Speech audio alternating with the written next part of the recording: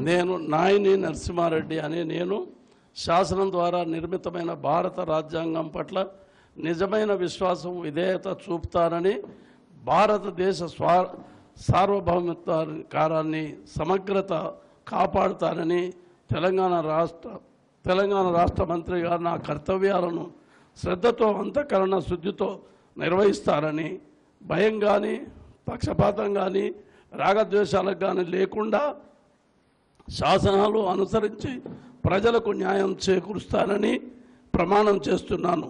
ప్రభుత్వ ఉదయంతో ప్రతిజ్ఞ చేస్తున్నాను. నేను నాయని నరసింహారెడ్డి అనే నేను రాష్ట్ర మంత్రిగా పరిశీలనకు వచ్చిన లేదా నాకు తెలియవచ్చిన ఏ విషయాన్ని నా కర్తవ్యాలను సక్రమంగా నిర్వహించేందుకు అవసరమైన మేరకు తప్ప ప్రత్యక్షంగాని పరోక్షంగాని ఏ వ్యక్తికి లేదా వ్యక్తులకు తెలియపరచనని లేదా వెల్లడించనని ప్రమాణం చేస్తున్నాను. పవిత్ర హృదయంతో ప్రతిజ్ఞ చేస్తున్నాను.